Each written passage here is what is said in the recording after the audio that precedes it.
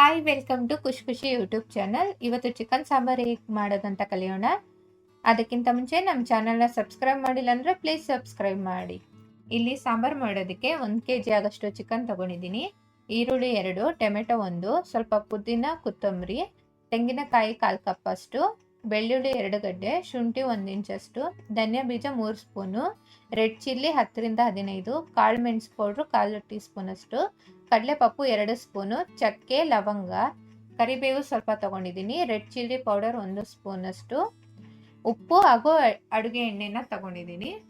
ಮೊದಲಿಗೆ ಧನಿಯಾ ಬೀಜ ಹಾಗೂ ಕೆಂಪು ಮೆಣಸನ್ನ ಹಾಕೊಂಡು ಫ್ರೈ ಮಾಡ್ಕೊಳ್ತಾ ಇದ್ದೀನಿ.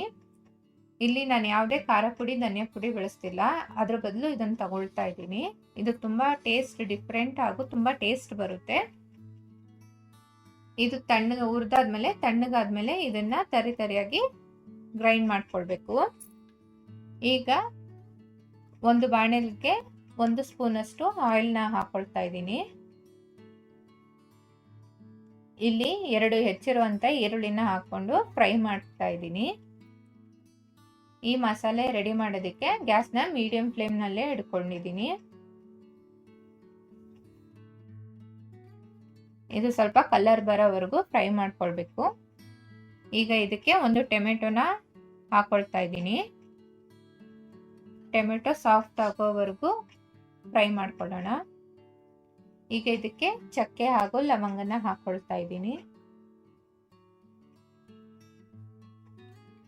ಬೆಳ್ಳುಳ್ಳಿ ಹಾಗೂ ಶುಂಠಿನ ಸೇರಿಸ್ಕೊಂಡಿದ್ದೀನಿ.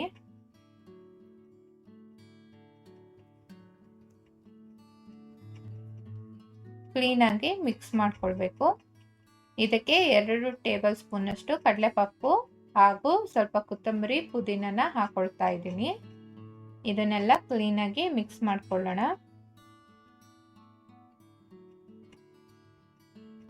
ಗ್ಯಾಸ್ ಆಫ್ ಮಾಡಿಕೊಂಡು ಇದಕ್ಕೆ 1/4 ಕಪ್ ಅಷ್ಟು ತೆಂಗಿನಕಾಯಿನ ಹಾಕೊಳ್ತಾ ಇದ್ದೀನಿ.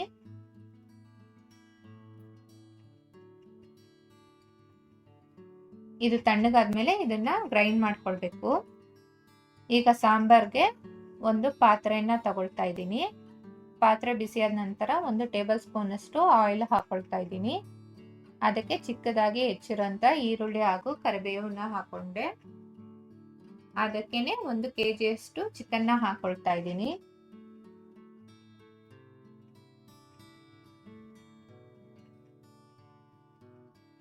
ಇದನ್ನ ಕ್ಲೀನ್ ಆಗಿ ಮಿಕ್ಸ್ ಮಾಡ್ಕೊಳ್ಳೋಣ.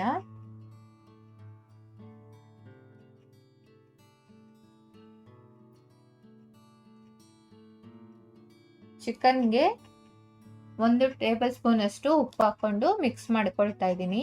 ಇವಾಗ ಚಿಕನ್ನ ಹಾಗೆ ಬೇಯಿಸ್ಕೋಬೇಕು. ಚಿಕನ್ ನಲ್ಲೇ ನೀರು ಬಿಡುತ್ತೆ.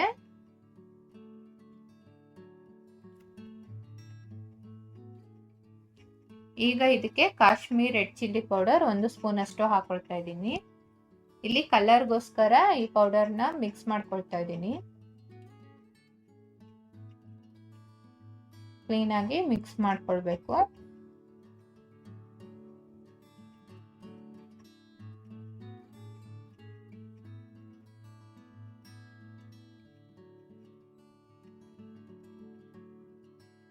ಇದಕ್ಕೆ ನಾವು ರೆಡಿ ಮಾಡಿರೋಂತಹ ರೆಡ್ ಚಿಲ್ಲಿ ಹಾಗೂ ಏನು ಧನಿಯಾ ಬೀಜ ಪೌಡರ್ ಮಾಡಿರ್ತೀವೋ ಅದನ್ನ 2 ರಿಂದ 3 ಟೇಬಲ್ ಸ್ಪೂನ್ ಅಷ್ಟು ಸೇರಿಸ್ಕೊಳ್ತಾ ಇದ್ದೀನಿ. ಕ್ಲೀನ್ ಆಗಿ ಮಿಕ್ಸ್ ಮಾಡ್ಕೊಂಡು ನೋಡಿ, ನೀರೆಲ್ಲ ಬಿಟ್ಟಿದೆ. ಇದಕ್ಕೆ 1/4 ಟೀ ಸ್ಪೂನ್ ಅಷ್ಟು ಕಾಳು ಮೆಣಸಿನ ಪುಡಿ ಹಾಕೊಳ್ತಾ ಇದ್ದೀನಿ. ನೋಡಿ, ನೀರು ಬಿಡ್ತಾ ಇದೆ. ನಾವು ಮಸಾಲ ಹಾಕಕ್ಕಿಂತ ಮುಂಚೆ ಒಂದು 70% ಅಷ್ಟು ಚಿಕನ್ನ ಬೇಯಿಸ್ಕೊಳ್ಬೇಕಾಗುತ್ತೆ. ಇಲ್ಲಿ ನಾನು ಒಂದು 10 ರಿಂದ 15 ನಿಮಿಷ ಬೇಯಿಸ್ಕೊಂಡಿದ್ದೀನಿ. ಈಗ 70% ಅಷ್ಟು ಬೆಂದಿರೋದ್ರಿಂದ ನಾವು ರೆಡಿ ಮಾಡಿರೋ ಮಸಾಲಾನ ಸೇರಿಸ್ಕೊಳ್ತಾ ಇದ್ದೀನಿ.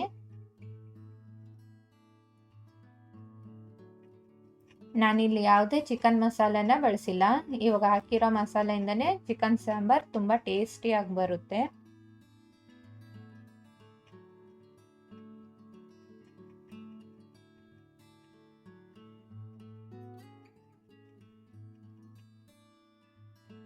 ಈಗ ಚಿಕನ್ ಸಾಂಬಾರ್ ತುಂಬ ಗಟ್ಟಿ ಇರೋದ್ರಿಂದ ಅದಕ್ಕೆ ಸ್ವಲ್ಪ ಎಷ್ಟು ಬೇಕೋ ಅಷ್ಟು ಸಾಂಬಾರ್ಗೆ ನೀರನ್ನು ಹಾಕೊಳ್ತಾ ಇದ್ದೀನಿ.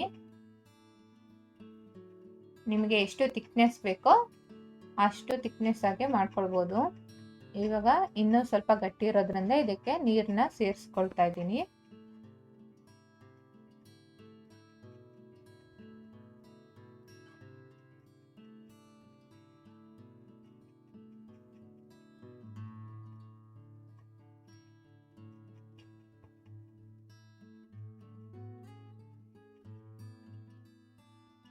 ಗ್ಯಾಸ್ನ ಮೀಡಿಯಂ ಫ್ಲೇಮ್ನಲ್ಲೇ ಇಟ್ಕೊಂಡು ಚಿಕನ್ ಇವಾಗ ಪೂರ್ತಿಯಾಗಿ ಬೇಯೋವರೆಗೂ ಕುದಿಸ್ಬೇಕಾಗುತ್ತೆ.